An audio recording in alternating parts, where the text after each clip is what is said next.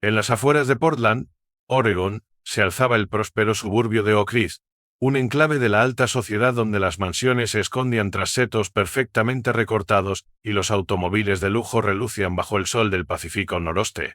En este paraíso de la clase media alta, los Monroe se habían labrado una reputación envidiable. Alan Monroe, a sus 48 años, era un eminente cirujano cardiotorácico en el Providence St. Vincent Medical Center. Sus manos, capaces de realizar los procedimientos más delicados, eran reverenciadas tanto por colegas como por pacientes. Verónica, su esposa de 45 años, no se quedaba atrás en cuanto a éxito profesional. Como agente inmobiliaria de élite, su nombre era sinónimo de propiedades multimillonarias y tratos cerrados con una sonrisa deslumbrante y una eficiencia implacable. La joya de la corona familiar, Cassandra Monroe, acababa de iniciar su primer año en la prestigiosa Universidad de Stanford, llevando consigo las expectativas y el orgullo de sus padres. Desde fuera, los Monroe parecían tenerlo todo: una imponente casa de estilo artesano en uno de los barrios más codiciados de Oak Ridge, vehículos de alta gama aparcados en la entrada y una agenda social repleta de galas benéficas y eventos en el club de campo. Sin embargo, bajo el barniz reluciente de su vida aparentemente perfecta, comenzaban a formarse grietas que amenazaban con resquebrajar toda la estructura. Verónica Monroe, a pesar de su éxito profesional, se encontraba luchando contra una creciente sensación de insatisfacción. Al acercarse a la mitad de sus 40, era cada vez más consciente del paso implacable del tiempo. Cada mañana, el reflejo en el espejo le devolvía una imagen un poco menos vibrante, un poco más marcada por los años. Su matrimonio con Alan, que una vez fue fuente de confort y estabilidad, se había vuelto insípido. Sus conversaciones, cuando las tenían, giraban en torno a horarios y asuntos domésticos, carentes de la chispa y la pasión de antaño. Fue en este ambiente de callada desesperación donde Jake Sanders hizo su entrada en la vida de Verónica. A sus 23 años, Jake era un recién graduado universitario que trabajaba como entrenador personal en el exclusivo Oak Ridge Country Club. Con su físico esculpido, piel bronceada y un encanto natural, Jake atraía miradas allá donde iba, despertando suspiros y fantasías entre las socias del club. El primer encuentro entre Verónica y Jake se produjo durante un torneo benéfico de tenis en el club. Mientras Verónica luchaba con su saque, visiblemente frustrada, Jake se acercó ofreciendo algunos consejos. Sus manos fuertes sobre los brazos de Verónica, guiando sus movimientos, enviaron una descarga eléctrica a través de su cuerpo, una sensación que no había experimentado en años. Lo que comenzó como un coqueteo inocente evolucionó rápidamente hacia algo más intenso. Verónica empezó a pasar más tiempo en el club, programando sesiones de entrenamiento privadas con Jake bajo el pretexto de mejorar su condición física. Durante estas sesiones, sus conversaciones trascendían las técnicas de ejercicio para adentrarse en terrenos más personales. Jake escuchaba atentamente mientras Verónica hablaba de sus frustraciones matrimoniales y sus temores ante el envejecimiento. A su vez, él compartía sus sueños de crear su propia marca de fitness y sus luchas para llegar a fin de mes con el salario de un entrenador. A medida que las semanas se convertían en meses, la infatuación de Verónica con Jake creció hasta convertirse en una obsesión que lo consumía todo. Comenzó a organizar su vida entera en torno a sus encuentros, reacomodando su agenda para maximizar el tiempo juntos. Colmaba a Jake de regalos costosos, ropa deportiva de diseñador, un smartwatch de última generación, e incluso un coche de lujo usado que, según ella, solo estaba ocupando espacio en el garaje. Jake, inicialmente halagado por la atención de Verónica y agradecido por su generosidad, comenzó a sentirse abrumado por la intensidad de sus sentimientos. Disfrutaba de su relación física y de los beneficios que conllevaba, pero era dolorosamente consciente de la gran diferencia de edad y situación vital entre ambos. A medida que las exigencias de Verónica sobre su tiempo y atención aumentaban, Jake empezó a distanciarse, intentando crear cierto espacio. Pero Verónica no estaba dispuesta a dejarlo ir tan fácilmente. Cuando Jake mencionó sus planes de asistir a una convención de fitness en Las Vegas, Verónica inmediatamente reservó una suite en el Bellagio, insistiendo en acompañarlo. Le dijo a Alan que tenía una conferencia de bienes raíces, una mentira que surgió con demasiada facilidad, después de meses de engaños. El viaje a Las Vegas resultó ser un punto de inflexión en su relación. Lejos de las restricciones de Oak Ridge, el comportamiento de Verónica se volvió aún más errático. Insistía en acompañar a Jake a cada evento de la convención, fulminando con la mirada a cualquier mujer que se le acercara. En la suite del hotel, alternaba entre apasionadas declaraciones de amor y recriminaciones entre lágrimas cuando Jake sugería que debían frenar las cosas. En su última noche en Vegas, la situación llegó a un punto crítico. Jake, sintiéndose asfixiado por la presencia constante de Verónica, le dijo que iba a salir con algunos entrenadores que había conocido en la convención. Verónica estalló en un ataque de celos, acusando a Jake de engañarla y amenazando con revelar su aventura a todo Oakridge si se iba. Asustado por su intensidad, Jake intentó calmarla, pero Verónica estaba más allá de la razón. En un arrebato de ira, agarró un pesado jarrón de cristal del escritorio de la habitación del hotel y lo lanzó hacia la cabeza de Jake. Él logró esquivarlo, pero el jarrón se hizo añicos contra la pared, enviando fragmentos de vidrio por todas partes. Dándose cuenta de que la situación se había descontrolado, Jake huyó de la suite, dejando a Verónica sollozando entre los cristales rotos. Pasó la noche en la habitación de otro entrenador, su mente dando vueltas mientras trataba de encontrar la manera de salir del lío en el que se había metido. A la mañana siguiente, Jake regresó a la suite para encontrar a Verónica calmada y arrepentida. Ella le suplicó que la perdonara, culpando a su arrebato al exceso de champán y al estrés de mantener su relación en secreto. Contra su mejor juicio, Jake aceptó sus disculpas, con la esperanza de que pudieran regresar a Oakridge y las cosas volvieran a la normalidad. Pero la normalidad ya no era posible. Una vez de vuelta en casa, la obsesión de Verónica por Jake solo se intensificó. Comenzó a aparecer sin avisar en su apartamento, lo llamaba constantemente e incluso lo seguía cuando salía con amigos. Cuando Jake intentó terminar la relación, Verónica amenazó con contarle a su jefe en el club de campo sobre su aventura, sabiendo que le costaría el trabajo. Atrapado y cada vez más desesperado, Jake confió la situación a su compañero de piso, Tyler. Este, preocupado por el bienestar de su amigo, le instó a acudir a la policía. Pero Jake, avergonzado de su implicación con una mujer casada y temeroso de las posibles consecuencias, se negó. A medida que el verano daba paso al otoño, el comportamiento de Verónica se volvía cada vez más errático. Comenzó a descuidar su negocio inmobiliario, cancelando citas y faltando a importantes reuniones con clientes. Su apariencia antes impecable se volvió descuidada. Perdió peso rápidamente, su ropa de diseñador colgando holgadamente sobre su figura. Alan, inicialmente demasiado preocupado por su propia carrera para notar los cambios en su esposa, empezó a inquietarse. Intentó hablar con Verónica sobre lo que le preocupaba, pero ella esquivaba sus preguntas, poniéndose a la defensiva y enojándose cuando le insistía en el tema. La situación llegó a su punto crítico a finales de octubre. Jake, al límite de su paciencia, finalmente reunió el coraje para terminar definitivamente con Verónica. Le pidió que se reunieran en una cafetería del centro de Portland, esperando que el entorno público evitara otra escena como la de Las Vegas. Pero Verónica, intuyendo lo que se avecinaba, no tenía intención de dejar ir a Jake sin pelear. Llegó a la cafetería en un estado de gran agitación, con los ojos desorbitados y movimientos nerviosos. Tan pronto como Jake le dijo que todo había terminado, ella estalló en cólera, gritando y arrojándole el café caliente a la cara. Mientras los demás clientes observaban atónitos, Verónica continuó su diatriba, revelando detalles íntimos de su aventura y acusando a Yadla Soudas por haberla utilizado por su dinero.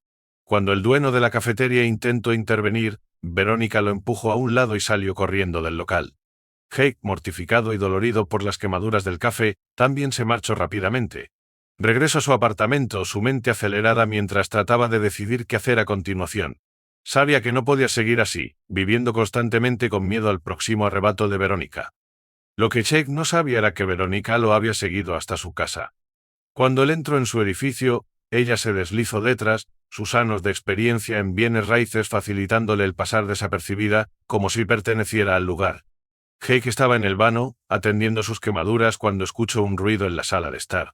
Pensando que era Tyler que volvía a casa, llamó en voz alta. Pero la figura que apareció en la puerta del vano era Verónica, su rostro una máscara de dolor y furia. ¿Cómo has podido hacerme esto?, gritó, avanzando hacia Jake. Después de todo lo que he hecho por ti, todo lo que te he dado. Jake, acorralado en el pequeño vano, intentó razonar con ella. Verónica, por favor. Esto no es saludable para ninguno de los dos. Tenemos que terminar con esto. Pero Verónica estaba más allá de la razón. En su mano, Jake vio el brillo del metal. Con horror, se cuenta de que sostenía un gran cuchillo de cocina que debe haber cogido de su cocina. Si no puedo tenerte, gruñó Verónica, nadie te tendrá. Lo que sucedió a continuación fue un torbellino de violencia y desesperación. Cuando Verónica se abalanzó sobre Jake con el cuchillo, él instintivamente agarró su muñeca tratando de desarmarla. Forcejearon, chocando contra la mámpara de la ducha, el cuchillo entre ambos. En el caos del momento, el pie de Jake resbaló en las baldosas mojadas. Al caer, inadvertidamente arrastró a Verónica con él. Se escuchó un golpe seco cuando la cabeza de Verónica impactó contra el borde de la bañera, seguido de un silencio aterrador. Jake, con el corazón acelerado, se puso de pie tambaleándose. Verónica yacía inmóvil en el suelo del vano, un charco de sangre formándose bajo su cabeza. Con manos temblorosas, Jake buscó su pulso, pero no encontró ninguno. Verónica Monroe estaba muerta. El pánico se apoderó de Jake cuando la realidad de la situación lo golpeó. Acababa de matar a su amante casada en su propio vano. ¿Cómo podría explicar esto? ¿Quién creería que fue un accidente? En un estado de shock y miedo, Jake tomó una decisión que cambiaría el curso de su vida para siempre. En lugar de llamar a la policía, decidió intentar encubrir la muerte de Verónica. Durante las siguientes horas, las acciones de Jake fueron impulsadas por pura adrenalina y terror. Envolvió el cuerpo de Verónica en su cortina de ducha y logró arrastrarlo hasta su coche, agradeciendo la hora tardía y el hecho de que la mayoría de sus vecinos ya estuvieran dormidos. Jake condujo fuera de la ciudad, su mente acelerada, mientras trataba de idear un plan. Finalmente se encontró en un tramo desierto de carretera cerca de la garganta del río Columbia. Ali, en plena noche, arrojó el cuerpo de Verónica por un pronunciado terraplén, esperando que fuera confundido con un trágico accidente de senderismo. De vuelta en su apartamento, Jake pasó el resto de la noche limpiando. Fregó el vano hasta que sus manos quedaron en carne viva, tiró la alfombrilla de vano manchada de sangre e incluso repintó las paredes para cubrir cualquier mancha que pudiera haber pasado por alto.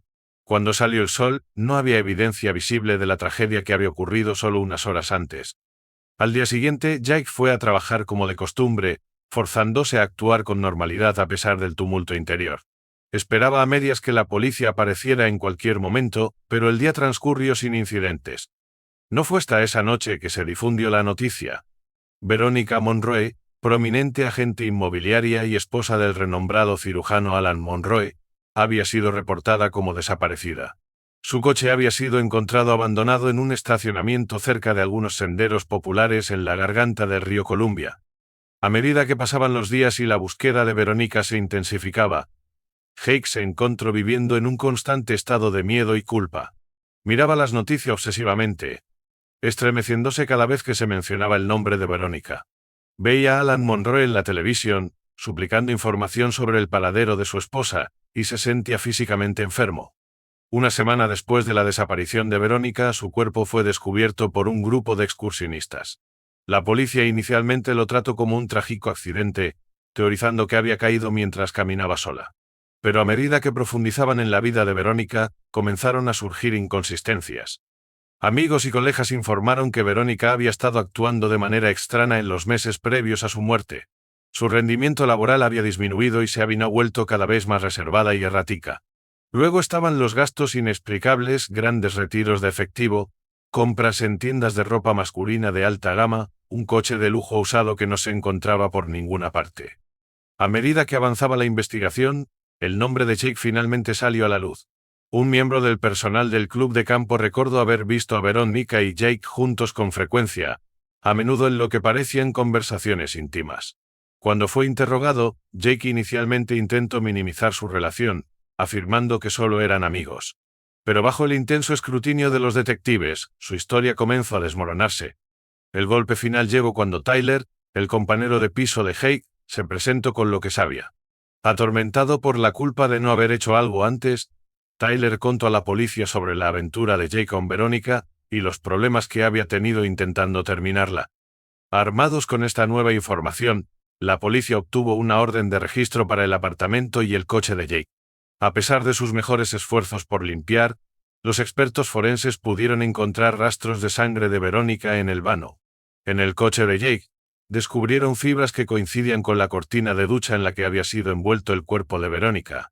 Confrontado con la creciente evidencia en su contra, Jake finalmente se derrumbó y confesó. Contó a los detectives todo: la aventura, la creciente obsesión de Verónica, la confrontación en su vano que había llevado a su muerte. Insistió en que había sido un accidente, que nunca había tenido la intención de hacerle daño a Verónica, pero reconoció que sus acciones posteriores eran indefendibles. La noticia del arresto y la confesión de Jake envió ondas de choque a través de Oak Ridge. Los sórdidos detalles de la aventura entre el joven entrenador personal y la prominente agente inmobiliaria se convirtieron en objeto de interminables chismes y especulaciones. Alan Monroe, ya devastado por la pérdida de su esposa, ahora tenía que lidiar con el conocimiento de su infidelidad y las circunstancias de su muerte. Cassandra, regresando a casa desde Stanford, encontró a su familia y sus recuerdos de infancia manchados por el escándalo. El juicio de Jake Sanders comenzó 6 meses después de la muerte de Verónica. La sala del tribunal estaba llena todos los días, con curiosos y representantes de los medios de comunicación luchando por conseguir asientos. El caso había capturado la imaginación del público, una historia salaz de pasión prohibida y consecuencias trágicas. La fiscalía pintó a Jake como un cazafortunas calculador que había seducido a una mujer mayor y vulnerable por ganancia financiera, y luego la había matado cuando se volvió demasiado difícil de manejar. Enfatizaron la diferencia de edad entre Jack y Verónica, sus lujosos regalos para él y sus intentos de encubrir su muerte. El equipo de defensa de Jake, por otro lado, lo presentó como un joven que se había metido en algo que lo superaba. Argumentaron que Verónica había sido la agresora en la relación, usando su riqueza y estatus para manipular a Jake.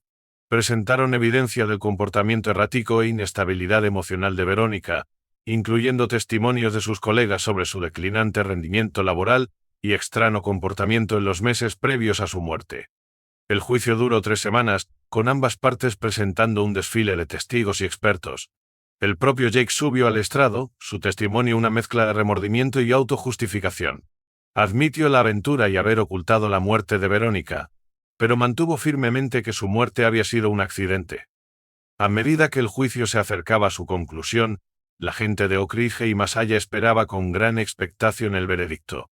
El caso había planteado complejas preguntas sobre las dinámicas de poder en las relaciones, la naturaleza del consentimiento y las longitudes a las que las personas pueden llegar cuando se encuentran atrapadas en situaciones insostenibles. Finalmente, después de 2 días de deliberación, el jurado regresó con su decisión. La sala del tribunal quedó en silencio mientras el portavoz se ponía de pie para entregar el veredicto. En el cargo de asesinato en segundo grado, encontramos al acusado, Jake Sanders, no culpable. Un jadeo colectivo se elevó de la galería, seguido de un estallido de murmullos. Pero antes de que el ruido pudiera crecer, el portavoz continuó.